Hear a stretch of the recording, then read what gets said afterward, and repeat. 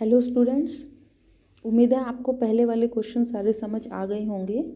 अगर फिर भी किसी तरह की कोई प्रॉब्लम होती है तो आप मुझे व्हाट्सएप पर मैसेज भेज सकते हैं। अब मैं आपको आगे के क्वेश्चन समझाती हूँ। क्वेश्चन नंबर 5 से यूआरएल क्या होता है। यूआरएल का मतलब होता है यूनिफॉर्म रिसोर्स लोकेटर। मतलब जिस तरह से आपको आइडेंटिफाई करने के लिए, आपको पहचानने के लिए कोई आपसे पूछे कि आप कहाँ रहते हैं, तो आप क्या करते हैं, आप अपना एड्रेस बताते हैं कि मैं हाउस नंबर 5 फेज़ 1 होलंबी कला या होलंबी खुर्द जहाँ भी हैं मैं वहाँ रहता हूँ। तो इसका मतलब क्या है कि आप तक पहुँचने के लिए एक पता है, एक एड्रेस है जिससे आप तक कोई भी आदमी पहुँच सकता है। इसी तरह से इंटरनेट पर भी जितने संसाधन होते हैं उनका भी एक अनोखा पता होता है, एक एड्रेस होता है। उस एड्रेस को हम यूआरएल कहते हैं। जैसे जब आप इंटरनेट पर सर्च करते हैं तो आपके पास ऊपर जो एक एड्रेस बार होता है जिसमें आपका एड्रेस लिखा होता है, उस एड्रेस को हम यूआरएल बोलते हैं। जैसे HTTPS www. इस तरह से लिखे होते हैं ना, तो वो क्या होते हैं, आपके यूआरएल होते हैं। समझ आए यूआरएल क्या है। इसके बाद आता है क्वेश्चन, कॉपीराइट से आप क्या समझते हैं। कॉपीराइट क्या है? किसी भी देश का कानून अपने देश के नागरिकों को उनके आविष्कार किए हुए या बनाए हुए किसी भी चीज़ को उपयोग करने का या उसको आगे वितरण करने का अधिकार उस नागरिक को ही देता है, जिसे कॉपीराइट कहते हैं।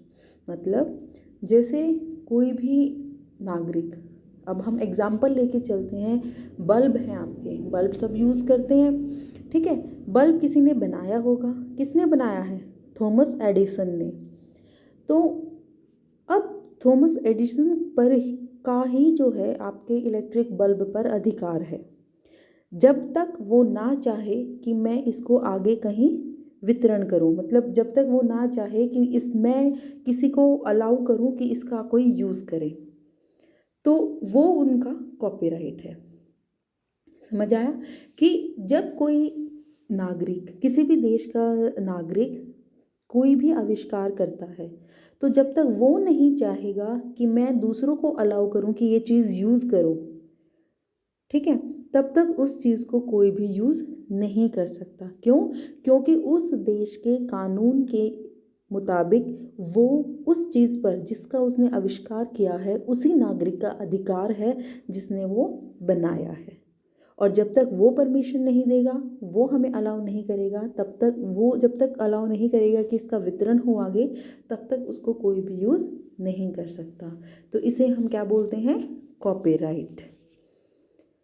अगला है आपका, वेबसाइट क्या होती है और वेब पेजेस क्या होते हैं।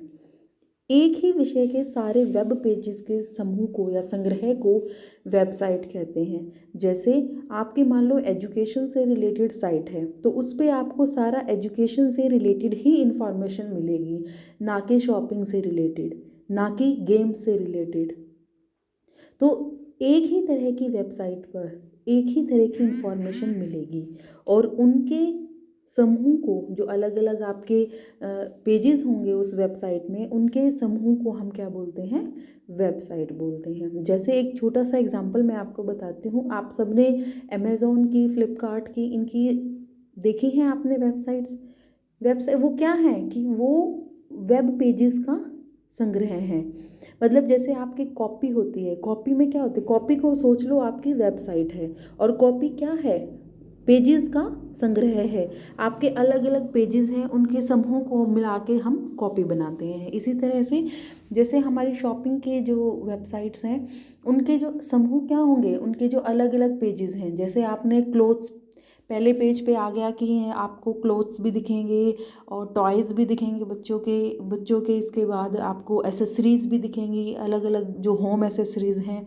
तो फिर आप उनको क्लिक करोगे तो फिर आगे एक और पेज खुलेगा। तो वो जो पेज खुलते जाते हैं उनको बोलते हैं वेब पेजेस। और उन सब वेब पेजेस का जो समूह होता है वो मिलके क्या बनाता है? Web site. क्लियर? इसके बाद क्या है, वेब पेज जो हमारा होता है वो दो भागों में बटा होता है।